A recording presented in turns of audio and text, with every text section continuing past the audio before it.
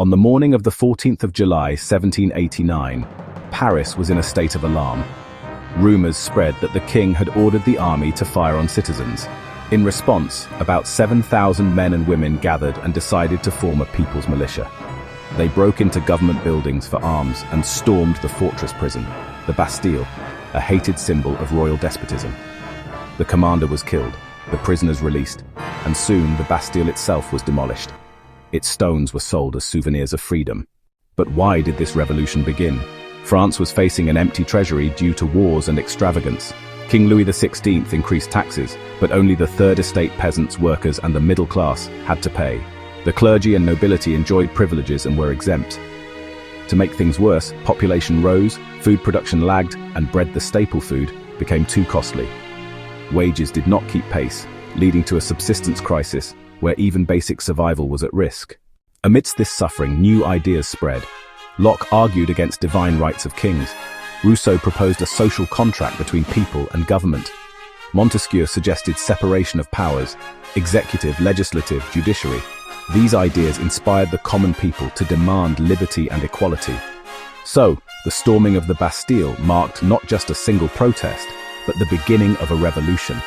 A movement that would abolish monarchy, end privileges, and introduce ideas of democracy that shaped the modern world.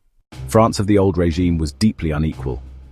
The king could not impose new taxes on his own, so Louis XVI called a meeting of the Estates General on the 5th of May 1789 at Versailles. Each estate got one vote: clergy, nobility, and commoners. But the third estate demanded voting by head instead of estate, inspired by Rousseau's democratic ideas. When the king rejected this, the third estate walked out in protest. On the 20th of June 1789, the representatives of the third estate gathered in an indoor tennis court and declared themselves the National Assembly. They took an oath not to separate until they drafted a constitution limiting the king's power. Leaders like Mirabeau, a nobleman, and Abbé Sieyès, a priest, inspired the movement through fiery speeches and writings. Meanwhile, France was suffering. A harsh winter ruined crops, bread prices soared, and people starved. On the 14th of July 1789, angry crowds stormed the Bastille, a symbol of royal power. In villages, peasants attacked nobles' estates, looted grain, and burnt feudal records. Many nobles fled France. At last, Louis XVI had to recognize the National Assembly and agree that his power would now be checked by a constitution. In 1791, the National Assembly completed France's first constitution. It separated powers among the legislature, executive, and judiciary, turning France into a constitutional monarchy. However, only men above 25 who paid taxes were considered active citizens with the right to vote. Women and the poor remained excluded. The constitution began with a revolutionary promise: the Declaration of the Rights of Man and Citizen. It proclaimed natural and inalienable rights such as liberty, equality before law, freedom of speech, and the right to property. These rights were to be protected by the state. Thus, the outbreak of the French Revolution marked the fall of feudal privileges and the birth of a new order, where sovereignty lay not with the king, but with the people. Even after signing the constitution, Louis XVI secretly plotted with the King of Prussia. Fearing a foreign invasion, the National Assembly declared war in April 1792 against Prussia and Austria. Thousands of volunteers rushed to defend France, singing a new patriotic song, the Marseillaise, which later became the national anthem. The war worsened food shortages and angered the people. Political clubs emerged, and the most powerful was the Jacobin Club, led by Robespierre. Its members were shopkeepers, artisans, servants, and workers. They dressed like the poor, in long trousers instead of aristocratic knee breeches. These revolutionaries were called sans-culottes, meaning without knee breeches. On the 10th of August 1792, the Jacobins and angry Parisians stormed the king's palace, killed his guards, and imprisoned the royal family. Soon elections were held, and for the first time, all men above 21 could vote, regardless of wealth.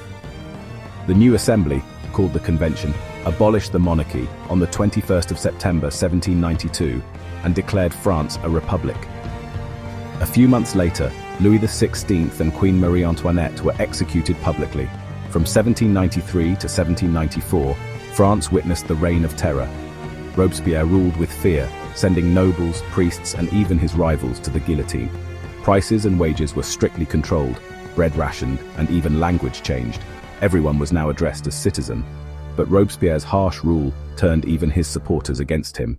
In July 1794, he was executed, ending the Jacobin government. Power shifted to the wealthier middle class, who formed a 5-member directory. But the directory was weak and corrupt, and this political instability opened the way for a strong military leader, Napoleon Bonaparte, to rise. Through monarchy, republic, terror, and dictatorship, one thing never faded: the revolutionary ideals of liberty, equality, and fraternity, which went on to inspire Europe and the world. From the very beginning, women were active in the French Revolution. Most belonged to the Third Estate and worked as seamstresses, laundresses, sellers at the market, or domestic servants. Their wages were lower than men's, and they also had to fetch water, cook, and care for children. Education was limited, and only daughters of nobles or wealthy families could study at convents before being married off. To voice their demands, women started political clubs and newspapers. Around 60 such clubs appeared across France. The most famous was the Society of Revolutionary and Republican Women. Their main demand was clear: women should have the same political rights as men, the right to vote, to be elected, and to hold office. The revolutionary government did pass some progressive laws. Schooling was made compulsory for girls, marriages had to be freely agreed and registered under civil law, divorce was legalized, and women could train for jobs or run small businesses. These were big steps forward. But during the Reign of Terror, women's clubs were closed, political activity banned, and many women leaders were even executed. Still, their fight continued.